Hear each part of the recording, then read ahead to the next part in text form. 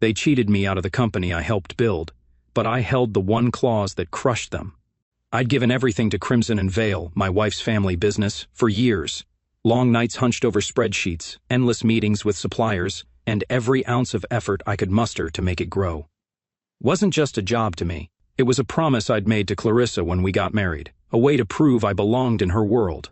So when she and her sister Bianca called me into the boardroom that morning, I figured it was about the new expansion plans I'd been working on. I walked in with a stack of papers, ready to talk numbers, but the air felt wrong. Clarissa sat there, arms crossed, her face blank like she barely knew me. Bianca leaned back in her chair, smirking like she'd just won something. "Julian," Bianca started, her voice sharp and cold, "we're letting you go. We don't need lazy people dragging us down." Lazy. The word hit me like a slap. I'd been up until 2 o'clock in the morning the night before, fixing a deal they'd almost botched. I glanced at Clarissa, waiting for her to say something, anything to defend me. She didn't. She just stared at the table, her fingers tapping lightly like this was nothing to her. My chest tightened, but I didn't argue. I didn't yell. I forced a polite smile, the kind I'd used 1,000 times to smooth things over, nodded once and said, "All right, good luck." Then I turned and walked out, my footsteps echoing in the silence they left behind. The rest of the day blurred past me. I drove home in a daze, the steering wheel slick under my palms from the sweat I didn't realize was there. Our house, hers really, with its marble floors and high ceilings, felt emptier than usual when I stepped inside. I dropped my keys on the counter and sank into the couch, staring at the ceiling. How could she do this? After 8 years of marriage, after all I'd poured into her family's company, she let Bianca fire me like I was some random hire off the street. My phone buzzed in my pocket, pulling me out of the spiral. It was a text from Marco, the accountant who'd been with me through every late-night budget crunch. "Heard what happened," it read. "I don't think they read your contract." I frowned, rereading the words. My contract. I hadn't thought about it since I signed it years ago, back when Raphael, Clarissa's dad, was still running things. What did Marco mean? I typed back a quick, "What's in it?" But he didn't reply right away. I leaned back, the gears in my head starting to turn. If there was something in there, something they'd missed, maybe this wasn't over yet. I got up and poured myself a glass of water, trying to shake the sting of Bianca's words. Lazy. I'd rebuilt their supply chain from scratch when it collapsed 3 years ago. I'd landed the Peterson account, the one that kept us afloat during that rough patch. And Clarissa, she knew all of it. She'd seen me stumble home exhausted, kissed me goodnight when I fell asleep at the kitchen table with my laptop still open. Yet today she didn't even look at me. I took a sip, the cold water doing nothing to ease the heat building in my chest. Was this her idea? Did she want me gone too, or was she just too weak to stand up to Bianca? I didn't know which hurt more. My phone buzzed again. "Marco, check the merger clause from the subsidiary deal. You're still tied to it. The subsidiary deal 5 years ago, when we acquired that little tech firm to boost Crimson and Veil's patents. I'd been neck deep in it, negotiating terms while Raphael clapped me on the back and called me his right hand. A merger clause. What did that even mean now? I set the glass down and rubbed my temples, the first flicker of hope, or maybe something darker, stirring inside me. I spent the next hour digging through old files in my home office, the ones I'd kept from back when I trusted Clarissa to have my back. The contract was buried in a folder labeled CNV Merger 2020, yellowed at the edges but still legible. I skimmed the pages, my eyes catching on legalese I barely understood, until I hit page 17. There it was, in black and white, my name listed as co-chairman of the subsidiary with full authority over its assets. Assets that included Crimson and Veil's intellectual property, trademarks, patents, the whole backbone of the company. My heart thudded. They couldn't fire me from that. It wasn't their call. I sat back, staring at the paper, a slow smile tugging at my lips. Not the polite one this time, but something real. They'd made a mistake, a big one, and they didn't even know it yet. I picked up my phone and texted Marco. Found it. What now? His reply came fast. Sit tight. Let them figure it out. I leaned back in my chair, the weight of the day shifting. They thought they'd cut me loose, but they just handed me the rope. All I had to do was wait. The morning after they fired me, I woke up to the sound of my phone ringing, cutting through the quiet of the house like a knife. I rolled over, the bed cold on Clarissa's side. She hadn't come home last night, probably crashing at Bianca's after their little victory. The screen lit up with Raphael Veil's name, her father, the man who'd built Crimson and Veil from nothing and trusted me with it when I married into the family. I hesitated, my thumb hovering over the button. What did he want? To apologize? To gloat? I answered anyway. my voice rough from sleep. "Hello?" His voice boomed through the line, loud and furious, like a storm rolling in. "Julian, why the hell did they fire you? Haven't they read the damn contract?" I froze, the words sinking in slow and heavy. Raphael didn't know. He hadn't been in that boardroom, hadn't seen Clarissa's blank stare or Bianca's smirk. I let the question hang there, not sure how to answer or if I even should. "I don't know, Raphael," I said finally, keeping my tone steady. "You'd have to ask them." He cursed under his breath, something about those girls and ruining everything, but I barely heard it. My mind was already racing back to that merger clause Marco had tipped me off about, the one buried in my contract. Raphael's anger meant something big was coming, and I had a feeling I was holding the key to it. I got out of bed and shuffled to the kitchen, the phone still warm in my hand from the call. The house felt too big, too silent, without Clarissa's usual chatter or the clink of her coffee mug. I made myself a pot of coffee, the smell filling the air as I replayed Raphael's words. "Haven't they read the damn contract?" He sounded panicked, not just mad, like he knew something they didn't.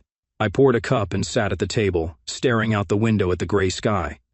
Yesterday, I'd been blindsided, kicked out like trash. But now, I was starting to see the cracks in their plan. That subsidiary deal from 5 years ago wasn't just some footnote. It was a lifeline, and I was still tied to it, co-chairman of the IP holding, with control over everything that made Crimson and Vale worth a damn.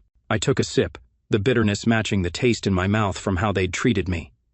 If Raphael was this worked up, it meant Clarissa and Bianca had no idea what they'd stepped into, and I wasn't about to tell them. My phone buzzed again, a text from Marco this time. "Raphael just called me too.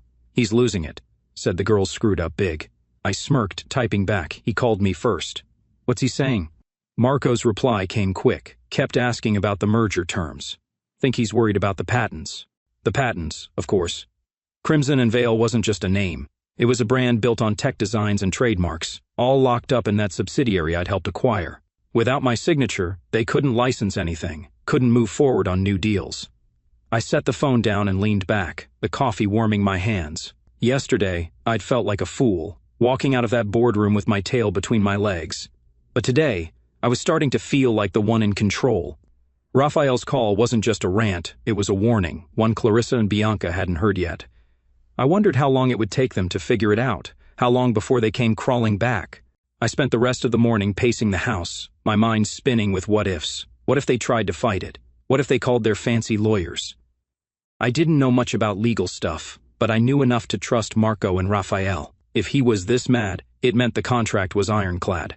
I stopped by the window again, watching a delivery truck rumble down the street.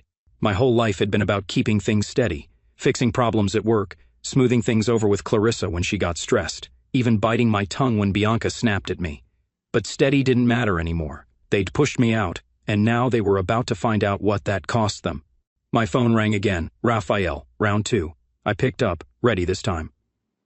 "Julian," he said, quieter now, like he'd worn himself out. "I'm sorry about this. I didn't know they'd pull something so stupid." I nodded, even though he couldn't see me. "It's done," I said. "But what's in that contract, Raphael? What's got you so riled up?" He paused, then let out a dry laugh. "You're still co-chair of the subsidiary. They can't run the company without you." I didn't say anything, just let that sink in. He was right, and they didn't even know it yet. I was still reeling from Raphael's call when the reality of it all started to settle in, heavy and real, like a weight I could feel in my bones.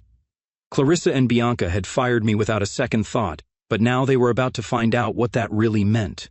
It was late afternoon when Marco texted me again. "They're in a meeting with the lawyers. Word is they just read the contract." I could picture it, Clarissa sitting stiff at the head of the table, Bianca pacing like a caged animal, both of them staring at those pages like they'd turned to poison. I didn't have to be there to know what they'd found. 5 years ago, when we bought the tech subsidiary to beef up Crimson and Vale's portfolio, I'd been named co-chairman of it. It wasn't a big deal back then, just a title Raphael threw in to keep things smooth during the merger. But now, it was everything. That subsidiary owned all the intellectual property rights, the patents, the trademarks, the designs that kept the company alive. Without my sign-off, they couldn't do a damn thing. I sat on the couch, the contract spread out on the coffee table in front of me, and let that sink in. They tried to cut me out, but they'd locked themselves in a cage instead. I leaned forward, running my finger over the words on page 17, Julian Rivera, appointed co-chairman with full authority over subsidiary assets. It was right there, plain as day, signed and stamped, I remembered that day vaguely, Raphael laughing over beers after the deal closed, saying I'd earned it. I hadn't thought much of it then, I was just happy to be part of the team. But Clarissa and Bianca, they'd never bothered to dig that deep. They'd taken over the company from Raphael last month, all smug and sure of themselves, and figured they could toss me aside like yesterday's news. I wondered what their faces looked like now, pale probably, with that pinched look Clarissa got when she was stressed and Bianca's mouth twisted tight with anger. They'd brought in some hotshot lawyer from New York, Noelle, to help with the transition. I'd met her once, cold as ice, with a handshake that felt like a challenge. She'd be the one breaking the news, I bet, her voice flat as she told them they were screwed. I got up and walked to the kitchen, needing to move, to think. The house was still too quiet, Clarissa's absence like a ghost hanging around. I grabbed a beer from the fridge, popped it open, and took a long swig. What were they doing right now? Yelling at each other, blaming Noelle. I could almost hear Bianca's voice, sharp and loud. How did we miss this? And Clarissa, quieter, trying to stay calm even though her hands would be shaking. They thought they were so smart, firing me in front of everyone like that, making it a show. But they didn't know the half of it. Without my approval, they couldn't renew licensing deals, couldn't push new products, couldn't even access the bank accounts tied to the subsidiaries' assets. It was all frozen, and I was the only one with the key. I took another sip, the cold bottle sweating in my hand, and felt a strange mix of anger and satisfaction bubbling up. They'd humiliated me, but now they were the ones stuck. I went back to the couch and picked up my phone, scrolling through old messages from Clarissa. Just last week, she'd texted me about dinner plans, all casual and sweet, home by 7. Let's order pizza. Now she couldn't even look at me. I tossed the phone aside and stared at the contract again, my mind racing. What would they do next? Try to talk me into signing off, threaten me? I didn't know Noelle well, but she struck me as the type to twist words into knots, looking for a loophole. Good luck with that. Raphael had made sure this thing was airtight. I leaned back, closing my eyes, and let myself imagine their panic. The board would hear about this soon, and the clients too. People would start asking questions, and Clarissa and Bianca wouldn't have answers. I wasn't sure what I'd do yet. Part of me wanted to watch it all burn, part of me just wanted them to admit they were wrong. But one thing was clear, they'd underestimated me, and that was their biggest mistake. The beer was half gone when my phone buzzed again. Marco, with an update, Noel's freaking out, says they need your signature or the whole company's dead in the water. I smirked, setting the bottle down. Dead in the water. That sounded about right. They'd built their castle on sand, and I was the tide coming in. I didn't reply to Marco yet. I needed to think this through, figure out my next move. But for now, I just sat there, the contract in my lap, and let the quiet of the house wrap around me. They'd find out soon enough what it meant to cross me, and when they did, I'd be ready. I decided to keep my mouth shut. Complete silence, no matter how much they tried to pull me back in. The day after Marco's text about Noelle freaking out, my inbox started lighting up. First came an email from Bianca, short and snippy, like she was doing me a favor. Julian, we need to discuss your exit terms. Call me. Exit terms. I almost laughed. She still thought she was in charge, like I was some loose end she could tie up with a quick chat. I didn't reply. Then Clarissa texted, her words careful, like she'd rehearsed them. Can we talk? This got out of hand, out of hand. She'd sat there while her sister called me lazy and kicked me out of the company I'd helped build. I stared at the message for a minute, my thumb hovering over the screen, but I didn't type anything back. I tossed the phone on the couch and walked away. They didn't deserve my words. Not yet. If they wanted to squirm, I'd let them. I had the upper hand now, and I wasn't about to give it up just because they were starting to sweat. I needed to clear my head, so I drove into town, the familiar streets blurring past as I replayed everything in my mind. The contract, Raphael's call, Marco's updates. It was all piling up, but I wasn't ready to act. Not until I knew exactly what was happening on their end. I pulled into a little coffee shop I used to hit with Geraldine, Raphael's old assistant, back when we'd grab lunch between meetings. She'd always liked me, said I was the only one who treated her like a person instead of a secretary. On a whim, I called her. Julian, she answered, her voice warm and surprised. I heard what those girls did. You okay? I smiled despite myself. I'm fine, Geraldine, just figuring things out. What's the word over there? She laughed, low and knowing. Chaos, honey. Absolute chaos. She told me clients were calling non-stop, confused about delayed contracts. Suppliers were holding shipments, waiting for approvals that weren't coming. Investors were spooked, whispering about pulling out. They're running around like headless chickens, she said. And that Noelle, she's snapping at everyone, but she's got no answers. I ordered a coffee while we talked, the barista sliding it across the counter with a nod. I took a sip, letting Geraldine's words paint the picture. Chaos. Good. They'd brought this on themselves, thinking they could toss me aside and keep everything running smoothly. I thanked her and hung up, settling into a corner booth with my drink. The place was quiet, just a few people tapping away on laptops, the hum of the espresso machine in the background. I leaned back, staring out the window at the gray day outside. Clarissa's text kept nagging at me. This got out of hand, like it was an accident, like she hadn't chosen to sit there and let it happen. I'd loved her once, really loved her. Those early years when we'd stay up late dreaming about the future, her head on my shoulder. But now she was a stranger, and I wasn't sure I wanted her back in my life, even if she begged. I took another sip, the coffee bitter on my tongue. They could send all the emails and texts they wanted, I wasn't budging. My phone buzzed again, another email. This time from Bianca, longer and dripping with that fake politeness she used when she was mad. Julian, we're trying to resolve this amicably. Ignoring us isn't helping. Let's meet and sort it out. Amicably, right, like firing me in front of the whole board was amicable. I deleted it without a second thought. Geraldine's voice echoed in my head. Clients panicking, suppliers freezing up, investors walking away. That was their mess now, not mine. I didn't owe them a lifeline. The contract gave me power, sure, but it was my silence that was really hitting them. Every hour I didn't respond. Every day I stayed quiet. Their world crumbled a little more. I finished my coffee and left the cup on the table, the warmth still lingering in my hands as I stepped outside. The air was cool, a light wind tugging at my jacket.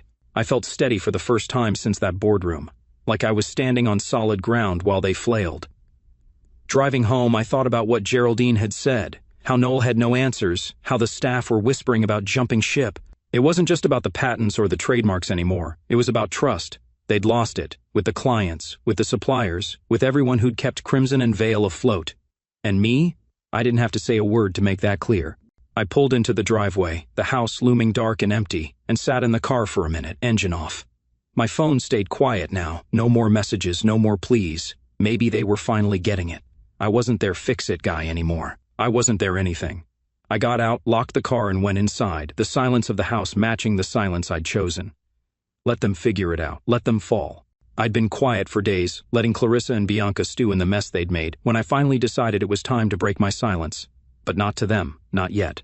The board had been emailing me non-stop, polite at first, then pushy, asking for clarity on the operational delays rocking Crimson and Vale. I could have ignored them too, let the whole thing collapse under its own weight. But something in me wanted them to know exactly what was happening and why.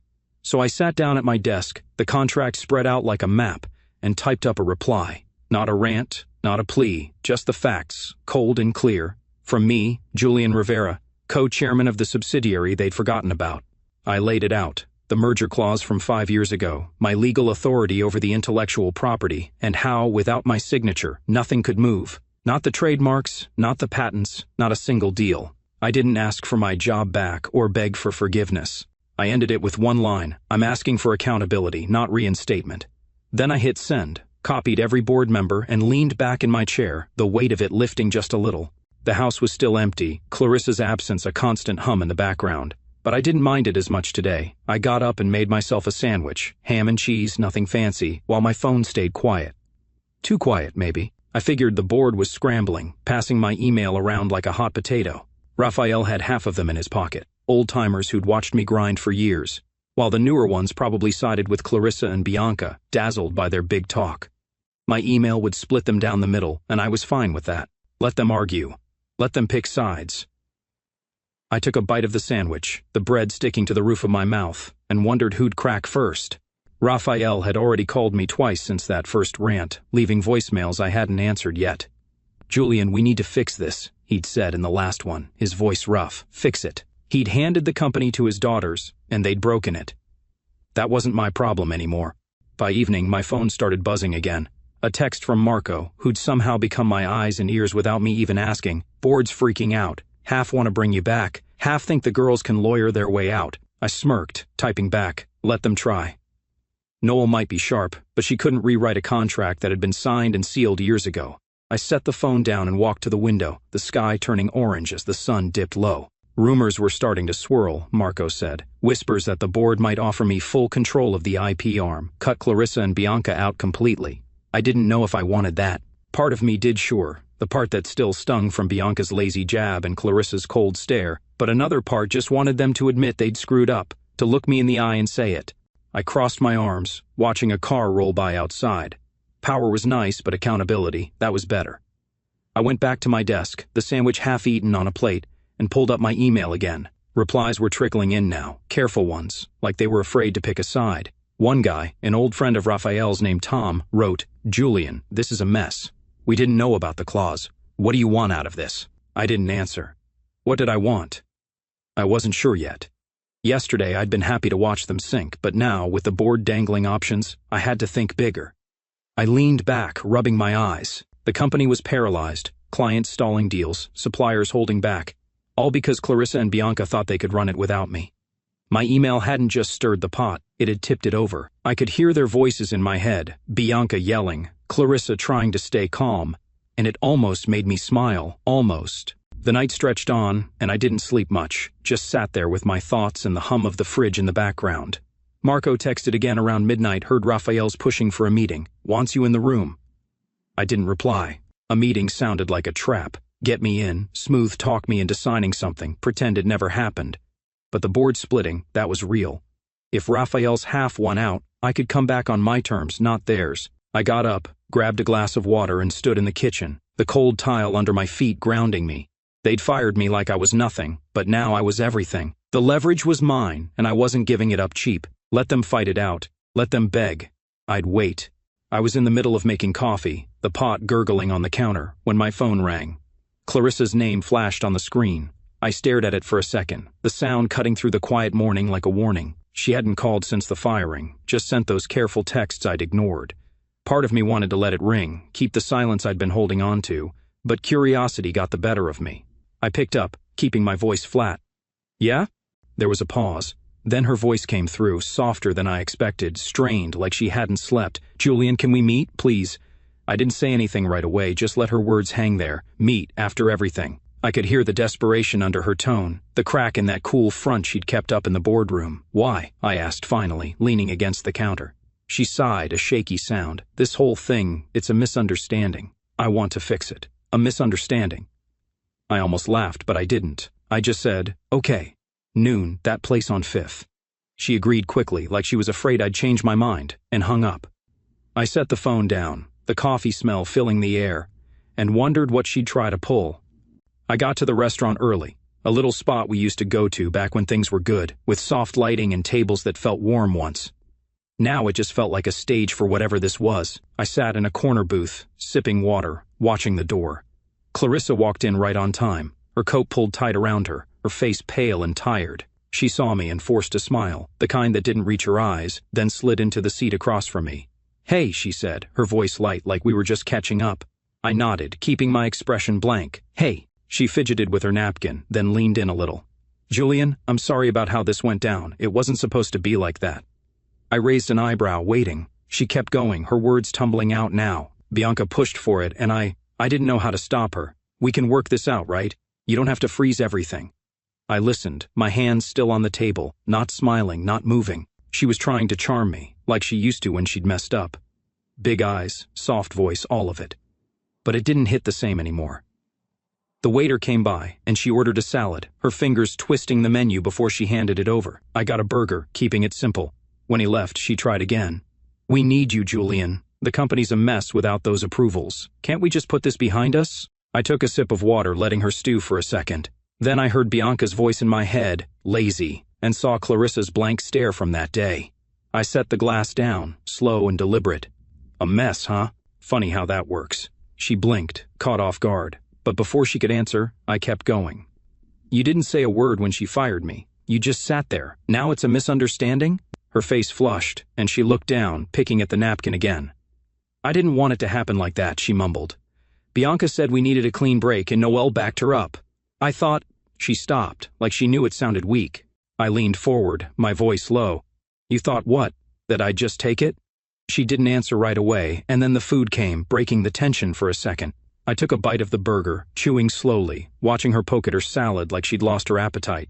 She glanced up, trying a new angle. Bianca's the one who pushed it. She convinced me it was best for the company. Noel said it was legal. I swallowed, setting the burger down. Noel's wrong. And Bianca doesn't get to pin this on anyone. You both signed off on it. Her eyes widened, like she hadn't expected me to push back so hard. Julian, please, she said, her voice cracking. We can fix this. Just sign off on the IP stuff, and we'll figure out a role for you. A role, like I was some kid begging for a spot at the table. I wiped my hands on a napkin, looking her dead in the eye. You fired me like a stranger, Clarissa. Now deal with the consequences. She went still, her fork halfway to her mouth, then set it down. You're really going to let the company fall apart? She asked, almost whispering. I shrugged, taking another bite. Not my call anymore. You made it yours. She stared at me, like she was seeing me for the first time, and I could tell she didn't know what to say. The charm wasn't working, and the excuses were running dry. I finished my burger while she sat there, picking at her food, the silence between us thick and heavy. When the check came, I paid for mine and stood up. Good luck, I said, same as I'd said in the boardroom, and walked out. She didn't follow. I didn't look back. I woke up the next morning with Clarissa's words still rattling around in my head. You're really going to let the company fall apart? She'd said it like I was the one breaking everything, not her and Bianca with their stupid power play. I rolled out of bed, the sheets tangled from a night of tossing, and made my way to the kitchen.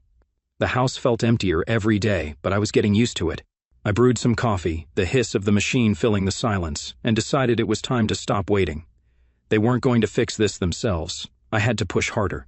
So I sat down at my desk, pulled up the contract again, and drafted a notice. Not to Clarissa, not to Bianca, but to every partner Crimson and Veil worked with, clients, suppliers, the whole list. I kept it simple. All licensing agreements and contracts tied to the subsidiary were frozen until new terms were negotiated. No threats, no drama, just the truth. I was the CO chairman, and without my say-so, nothing moved. I hit send, copied the board, and leaned back, the coffee mug warm in my hands. Let's see how they handled that. The day went quiet after that. No calls, no texts, just the hum of the fridge and the occasional car outside. I figured they'd need time to feel it, time for the emails to land, for the panic to set in. I wasn't wrong. By afternoon, my phone started lighting up, not from Clarissa or Bianca, but from clients. First was a guy named Paul who ran a tech firm we'd licensed designs to. Julian, what's going on? He asked, his voice tight. We can't get approvals, and our production stalled. I kept my tone calm, professional. I'm handling it, Paul, sit tight. New terms are coming. He grumbled but hung up, and then another call came, then another, suppliers asking about shipments, partners worried about deadlines. I gave them all the same line. I was on it. Things would clear up soon. They didn't need to know I hadn't decided what soon meant yet. I just wanted them calm, and Clarissa and Bianca scrambling. I was on my fourth call when Marco texted, sales are tanking, staff's jumping ship. I smirked, finishing up with a client before texting back, good. Good didn't even cover it. This was what I'd waited for, them feeling the weight of what they'd done. I pictured Bianca storming around the office, yelling at anyone who'd listen, and Clarissa trying to keep it together while the numbers dropped. They'd thought they could run the show without me. But now, desks were emptying out, deals were stalling, and I was the one getting the calls. One message stuck with me, though, not from a client, but from Harper, a department head I'd always liked. She texted out of the blue, heard what's happening. If you start something new, I'm in. I stared at that for a minute, my thumb hovering over the screen. Start something new. I hadn't thought that far, but the idea stuck. I replied, appreciated. I'll keep you posted, and set the phone down, my mind spinning. By evening, the fallout was clear. Marco called, his voice buzzing with energy. Julian, it's bad over there. 2 sales guys quit today, and a big client just pulled out. They're blaming Noelle now. She's out the door, too. I leaned against the counter, the kitchen dim as the sun set outside. Noelle's gone? I asked, surprised. Yeah, he said. Bianca threw her under the bus, said the firing was her idea. She's packing up tonight. I shook my head, almost feeling sorry for her. Almost. She'd been part of it, pushing that legal line to Clarissa and Bianca. But now she was just another casualty. I thanked Marco and hung up, grabbing a beer from the fridge. The cold glass felt good in my hand as I walked to the living room and sank into the couch. The company was collapsing, piece by piece, and I'd barely lifted a finger. That notice had done the work. Short, sharp, and straight to the point. I took a swig, the bitterness matching the mood. Clarissa's face from lunch flashed in my mind, pale, pleading, trying to charm her way out. She hadn't called since, and neither had Bianca. Maybe they were too busy fighting each other now. Or maybe they were finally getting it. I wasn't playing their game anymore. Harper's text kept nagging at me, though. Start something new. Could I take the IP, the clients reaching out, the people like her who'd follow me and build something better? I leaned back, staring at the ceiling. The company was falling apart, sure, but I didn't want it to just die. I wanted it to hurt them first, then rise again on my terms. I finished the beer and set the bottle down, the quiet settling in. They'd feel this tomorrow, and the next day, and the day after that. And when they were done falling, I'd be ready to stand up. I was halfway through breakfast, scrambled eggs and toast, nothing special, when my phone rang again. Raphael's name popped up, and I knew this wasn't just another rant. I wiped my hands on a napkin and answered, keeping my voice steady. Hey, Raphael. He didn't waste time. Julian, we've got an emergency board meeting tomorrow. I need you there. Not as an employee, as executive chairman of the IP holding. Can you do it? I paused, the fork halfway to my mouth. Executive chairman. Not back to my old job, not begging for scraps, but a seat above Clarissa and Bianca, with real power. I set the fork down, my mind racing. What's the deal, I asked. He sighed, heavy and tired. The company's bleeding out. Clients are gone, staff's leaving, and the board's done with the girls' mess. We're voting on new terms. Bianca out of client ops, Clarissa down to coup. You in? I leaned back, the chair creaking under me. This was big, bigger than I'd expected. Yeah, I said finally. I'm in, but it's on my terms. He laughed, a short, rough sound. Good. See you tomorrow. He hung up, and I sat there, the eggs going cold, feeling the shift happen right under me. The rest of the day, I kept busy. Cleaned the kitchen, mowed the lawn, anything to keep my hands moving while my head worked it out. Raphael was handing me the reins, or at least a big chunk of them. Bianca out of client-facing stuff meant she'd be sidelined, probably stuck in some back office if she stayed at all. Clarissa as coup, she'd hate reporting to me, but she'd have no choice. I smirked, pushing the mower across the yard, the grass clippings sticking to my shoes. They'd fired me like I was nothing, and now I'd be the one signing off on their every move. It wasn't revenge, not yet, but it was close. I finished up and went inside, grabbing a glass of water and checking my phone. Marco had texted, "Board's buzzing. Raphael's pushing hard for you." I typed back, he called, "I'm in tomorrow." His reply came fast. Hell yeah, they're done. I set the phone down and took a long drink, the cold water steadying me. Done, maybe. But I wasn't just here to watch them fall. I wanted to build something out of it. The meeting was early, 9 o'clock in the morning, and I got there on time, dressed sharp, suit and tie, the works. The boardroom felt different now, not like the place where they'd kicked me out. I walked in, head up, and saw the faces turn, some surprised, some relieved. Raphael sat at the head, his jaw tight, and nodded at me. Clarissa was there, pale and quiet, her hands folded in front of her. Bianca sat next to her, arms crossed, glaring like she could burn a hole through me. I took the seat Raphael pointed to, right near him, and waited. He started fast. "We're here because Crimson and Vale's dying," he said, his voice cutting through the room. "Julian's notice froze everything, and we can't move without him. I'm proposing he comes back, executive chairman of the IP arm. Bianca's off client ops, Clarissa coup. Vote it now."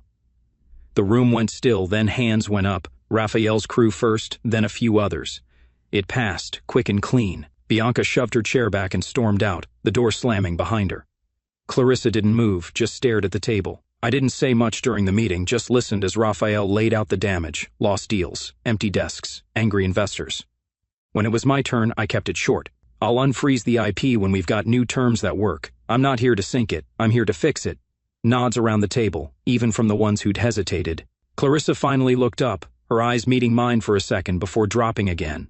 She knew it was over, her big takeover, her sister's grand plan, all of it. The meeting wrapped, and people filed out, Raphael clapping me on the shoulder as he left. "Good to have you back," he said. I nodded, but I wasn't back, not like before. This was new, and it was mine. Clarissa lingered, gathering her things slowly, like she wanted to say something. I didn't wait. I walked out, the boardroom behind me, and headed to my car. The air outside was cool, the sun just climbing, and I felt steady, grounded. Back home, I sat at my desk, the contract still there like a trophy.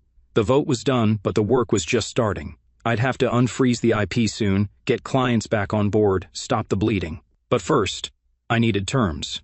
Rules that kept Clarissa and Bianca in check, that made sure no one could pull this again. I grabbed a notepad and started jotting ideas, my pen scratching across the page. Bianca was gone from the front lines, and Clarissa, she'd have to swallow reporting to me. I smirked, imagining her face in meetings, trying to keep that cool mask on. This wasn't the end, it was the start, and I was ready. I woke up the next morning with a clear head, the board's decision still fresh and real. The sun was just creeping through the blinds as I made coffee, the pot hissing like it was cheering me on. Executive chairman, those words kept rolling around in my mind, heavy but good. Clarissa and Bianca had tried to shove me out, but now I was back, higher up than ever, and they couldn't touch me. I took my mug to the desk, the contract still sitting there, and started planning. The company was a mess, clients gone, staff thin, sales flat. But I wasn't here to just patch it up. I wanted it stronger, better, and free of the entitled nonsense they'd brought in. I pulled out my laptop and started typing, laying out a new structure, merit-based hires, clear rules, no more family favors. Clarissa could stay as COO, but she'd answer to me now. And Bianca, her apology email came in overnight. Julian, I'm sorry. Let's talk. But I didn't bother replying. She was out of the game, and I had work to do. First thing, I called Marco. He picked up quick, his voice bright. Boss man, heard the news. Congrats. I smiled, sipping my coffee. Thanks. I'm making you CFO. You in?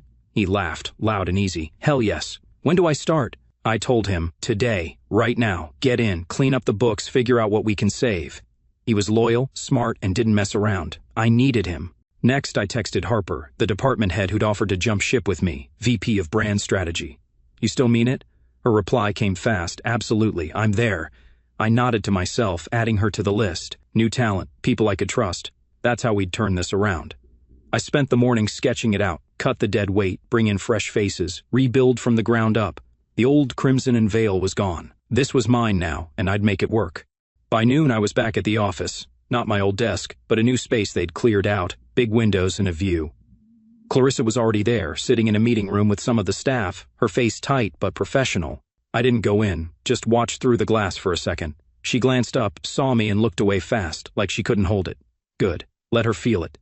I settled into my chair and started emails. Clients first, short and straight, IPs unlocking soon. New terms coming, stick with us. A few replied quickly, relieved, saying they'd wait. Then suppliers, same deal, we're sorting it. Shipments resume next week. The responses piled up, cautious but hopeful, and I could feel the tide turning. This wasn't just about holding power, it was about using it right. Afternoon hit, and I called the first meeting. Me, Marco, Harper, and a few others I cherry-picked from the old crew. Clarissa had to be there too, part of her COO gig, and she walked in last, her heels clicking sharp on the floor. She sat across from me, hands folded, eyes on the table. I didn't waste time. We're restructuring, I said, passing out my notes. Merit hires, no favoritism. Marco, CFO. Harper, VP of Brand. Clarissa, you'll handle ops. Daily reports to me. She nodded once, quick and stiff, not arguing. Marco grinned, flipping through the pages, and Harper leaned in, already tossing out ideas. We went for hours, budgets, timelines, new branding plans, building something real, while Clarissa sat quiet, taking notes. She tried to keep her dignity, her voice steady when she spoke, but I could see it wearing on her. Every decision ran through me now, and she couldn't dodge that. After, Marco hung back, clapping me on the shoulder. This is solid, Julian. We've got a shot. I nodded, stacking my papers. Yeah, just keep the numbers tight. He left, and I stayed, watching the office empty out. Clarissa lingered too, gathering her stuff slowly, like she was working up to something. Finally, she came over, her voice low. This how it's going to be? You calling every shot? I looked at her, calm and steady. You wanted me out. This is what you get instead. She swallowed, her jaw tight, then turned and walked away. I let her go, the door clicking shut behind her. She'd stay in line, she had to, or she'd lose what little she had left. I wrapped up late, the sky dark outside, and drove home, the radio off. Just my thoughts for company. The company was shifting. New blood, new rules, and me at the top. I'd given Geraldine a call earlier, offered her a fat exit package to retire happy, and she'd cried, saying I was the best of them. Maybe I was. I pulled into the driveway, the house still quiet, but it didn't feel so hollow now. This wasn't about revenge anymore. It was about making something that lasted, something they couldn't ruin. I'd keep Clarissa on a leash, ignore Bianca's groveling, and build it my way. Tomorrow, I'd start again, and it'd be better than they ever dreamed.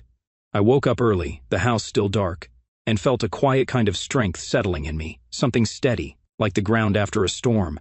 Months had passed since the board meeting, since I'd taken the reins as executive chairman, and Crimson and Veil was finally breathing again. I made coffee, the familiar gurgle filling the kitchen, and thought about how far we'd come. Clients were back, loyal and steady, their trust rebuilt with every deal I'd signed off on. Investors had returned too, pumping money in once they saw the numbers climb. Clarissa stayed distant, doing her job as COO but never pushing me, never daring to step out of line. Bianca was long gone, her apology email still unanswered in my inbox. I didn't need her groveling, I'd moved past it. Today wasn't about them anymore. It was about locking in a legacy, making sure no one could ever be tossed aside like I was. I sat at my desk, the contract still there like an old friend, and started writing the final piece, new bylaws, a clause to protect the company, and me, for good. The office was buzzing when I got in, the air alive with people who actually wanted to be there. Marco had the books in shape, his grin wide as he waved me over. "Numbers are up again," he said, sliding a report across my desk. "Best quarter in years." I nodded, flipping through it. Sales strong, costs down, everything clicking. "Good work," I told him, and meant it. He'd stepped up just like Harper had. Her new branding was rolling out, smooth and sharp, pulling in clients we'd never touched before.